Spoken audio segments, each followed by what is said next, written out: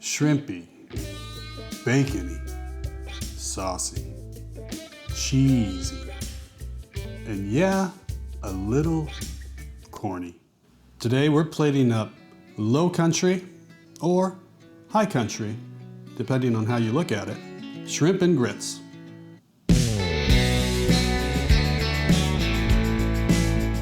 While this dish may have had a humble origin as a simple fisherman's meal, that all changed in the 1980s when it gained national attention thanks to Bill Neal of Crook's Corner Restaurant in Chapel Hill, North Carolina.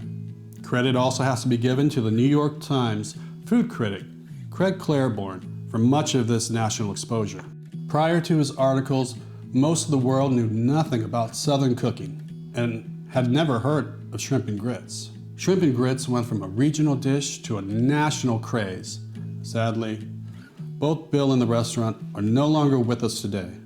But thanks to other chefs and cooks keeping this dish alive, you now have more variations than you can shake a stick at. And while there's nothing wrong with any of these reinterpretations, today we're going back to basics with a version that pays homage, you know what I'm trying to say, to the dish that Bill and Craig popularized and the world fell in love with, while making a couple changes that I think elevate this beloved dish. Instead of using cheddar cheese for the grits, we're going to be using Gruyere for a richer, creamier experience without the extra sharpness getting in the way. We'll also be reinforcing those garlicky notes by using shallots instead of onions. And we'll be making a flavorful shrimp stock that only takes 5 minutes. That will reinforce the flavor profile of one of this dish's two humble ingredients. If creamy, garlicky, buttery, and lemony sound good to you, stick around. For this recipe, I'm using proper, old-fashioned stone ground grits. And grits are just ground hominy, or corn that has undergone nixtamalization, a process for the preparation of maize or other grain in which the grain is soaked and cooked in an alkaline solution, usually lime water or calcium hydroxide, washed and then hulled. You didn't really expect me to memorize that, did you? Still, if all you have are instant or quick grits, don't let that stop you from making this recipe. It'll still be amazing. So I'll be using 1 cup of grits and a 50-50 blend of water and whole milk. For cooking stone ground grits, you'll need 4 parts liquid to 1 part grits. So if you're making 1 cup of grits, you're gonna need 4 cups of liquid. Pretty simple. You'll need a teaspoon of salt, and just before plating, you'll add a 1/4 teaspoon of ground white pepper, 1/3 cup of heavy cream, and 3 tablespoons of unsalted butter, because nothing goes butter with grits. Finally, you can't make cheesy grits without some cheese, but instead of using the traditional sharp cheddar, we're upgrading to Gruyere. And you're gonna need up to 6 drops of hot sauce. Use whatever brand you prefer and how much, depending on your tolerance for heat, but hot sauce and cheese just pair well together. We'll also be using some hot sauce in our sauce later. Now, in full disclosure, I didn't grow up in the South, unless you count 4 years in South Korea, in which case I know a thing or two about Southern soul cooking, but I wasn't raised on grits. My package says I should put my grits in my pot, fill it up with water, and then drain off all the floaters and all the water, and do this twice. Any Southerners out there, let me know. Is this something you traditionally do with your stone ground grits, or did I just buy the wrong stuff on Amazon? Again, I finished rinsing my grits and getting rid of as many floaters as I possibly can. So now I'm gonna turn the heat up to high, probably around a 7 out of 10. I'm gonna add my initial 2 cups of water. And I'm gonna add 1 teaspoon of salt. Give that all a nice mixy-mixy, try to get stuff off the sides where I can. And we're just gonna let this come up to a boil. Now you wanna be careful, stir this occasionally to make sure that nothing is sticking to the bottom. All right, so we've come up to a rapid simmer, and now I'm going to add 2 cups of whole milk. Then I'm going to drop the temperature down to low. Give it a little mixy mix. Now we're going to cover it. We'll occasionally take the lid off, give it a stir, making sure nothing is sticking to the bottom, and we'll continue cooking anywhere from 30 minutes to maybe an hour, depending on how you like yours. Now that our grits are cooking, let's go ahead and brine our shrimp. I have 1.5 pounds of large shrimp with the shells on. Now these are Gulf shrimp, but you can use any shrimp that you prefer. Just make sure they have the shells on. We're going to completely remove the shells, including the tails, as we'll be making a shrimp stock later with them, and devein them if necessary. Trust me, you do not want to be eating what that shrimp was eating and digesting. Ugh. Put a half cup of ice in a bowl with the shrimp, add a teaspoon of salt, half a teaspoon of sugar, and a 1/4 teaspoon of baking soda. Give it a good mix. As the ice melts, it'll essentially wet brine the shrimp. Now you only want to brine your shrimp for half an hour to 1 hour tops. Anything longer than that and the shrimp get a little funky. Cover the bowl with plastic wrap and refrigerate. Now we're ready to begin making our shrimp stock. We're going to use all the shells from the 1.5 pound shrimp, half a chopped shallot. We have 7 mushroom stems from 7 cremini mushrooms. The tops we'll be using later in this recipe. 1 bay leaf, half a teaspoon of MSG, otherwise known as magical savory goodness. Now, if you don't want to use MSG, by all means you can feel free to substitute with some salt. You also need about 1 tablespoon of tomato paste. I've got 1/3 cup of wine. I'm using Chardonnay because I think it pairs well with Gruyere, and I think it'll add a nice round richness to our overall dish, but use whatever white wine you prefer. But if wine isn't fine for you, feel free to omit. And lastly, I have 1.5 cups of hot water. Well, before we get on to our shrimp stock, it's been 30 minutes and I thought we'd take a look at where our grits are at.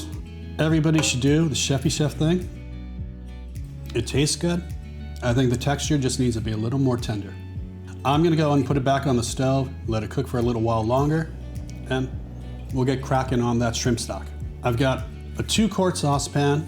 We're gonna turn the heat up to about maybe a 5 out of 10. Now that our pan is hot, we're gonna add about 1 tablespoon of neutral oil.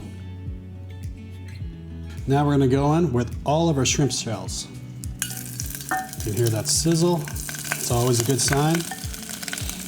Almost immediately you'll start getting this intense shrimp aroma. Add the tomato paste. So stir it around. Cooking that in the oil will also help bring out some of its natural sweetness and maybe get rid of any tinny notes that it might have. But in the meantime, feel free to add your shallots and your mushrooms. Get it in there. Now I'm going to go in with the wine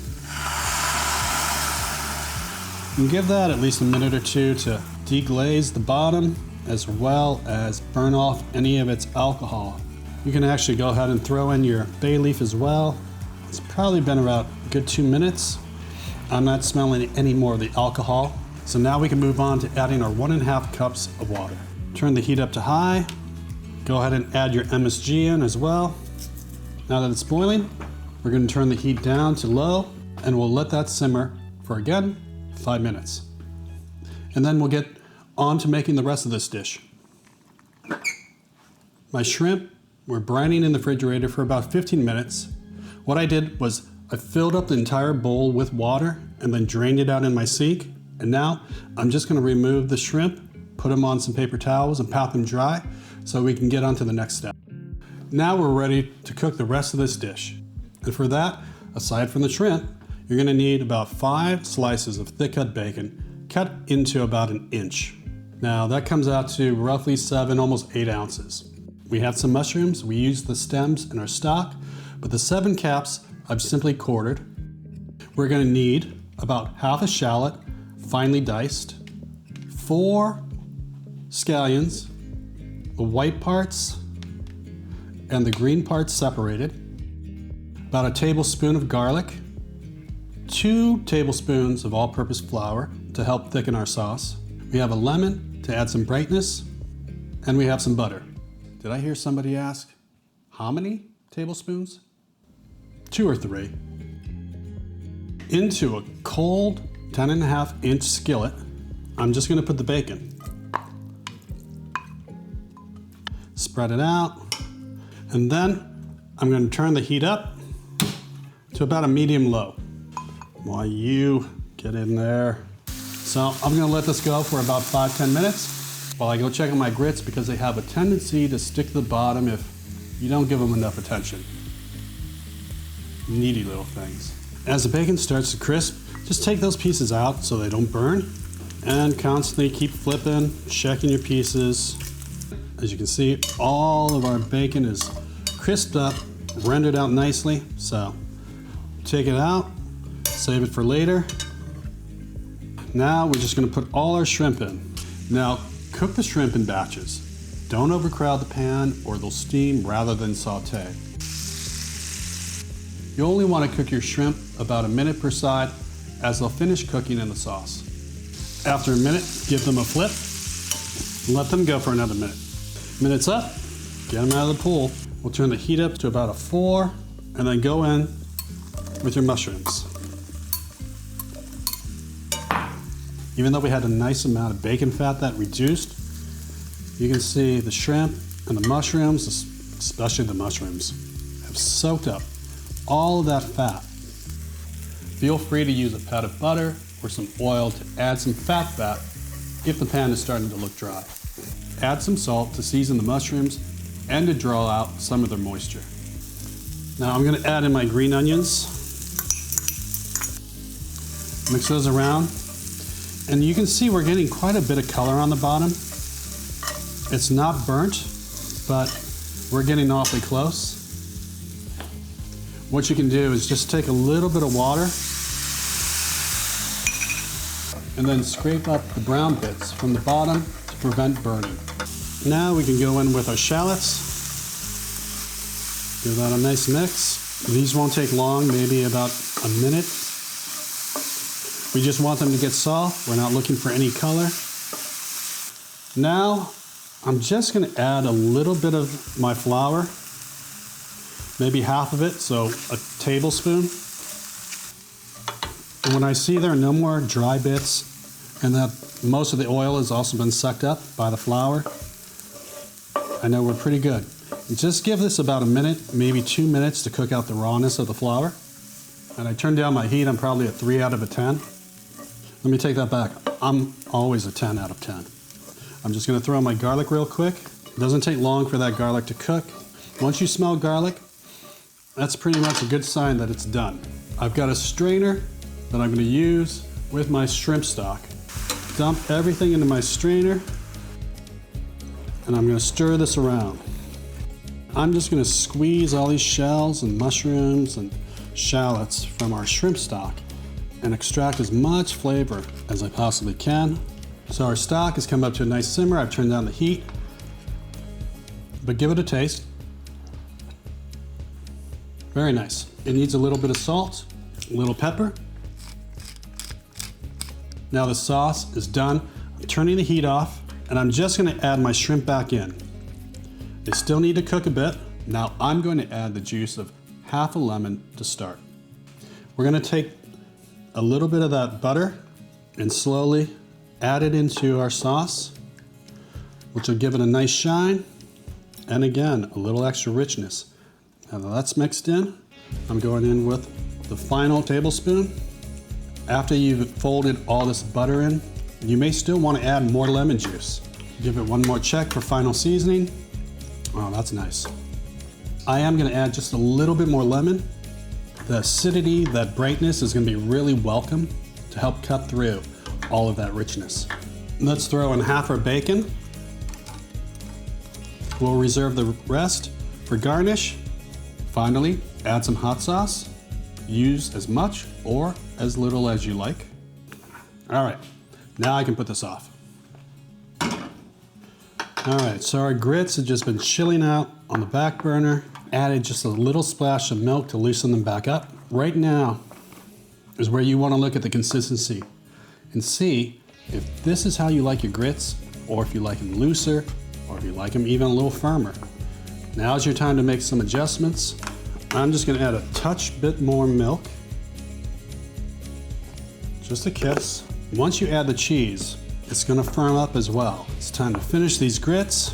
I'm adding a 1/3 cup of heavy cream and our cup of cheese. Let's just mix that in. Look at that. And you thought I was cheesy. Now I'm gonna add a little bit of white pepper, and as if this weren't rich enough, we're gonna add 3 tablespoons of unsalted butter. Give those grits a little taste.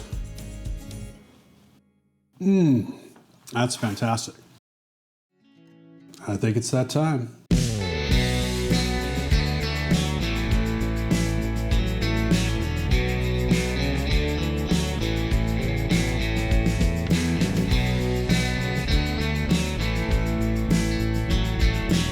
I might have gone a little crazy with the sauce, but I'll make it work.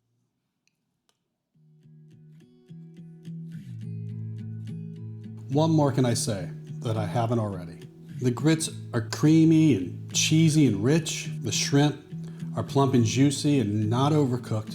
You've got some smoky, crispy bacon, some earthiness from the mushrooms, and that sauce just reinforces that shrimp is a part of this dish, but there's enough acidity from the wine and the lemon juice to help cut through all that richness coming from the butter and the cheese and the cream to help balance out every bite.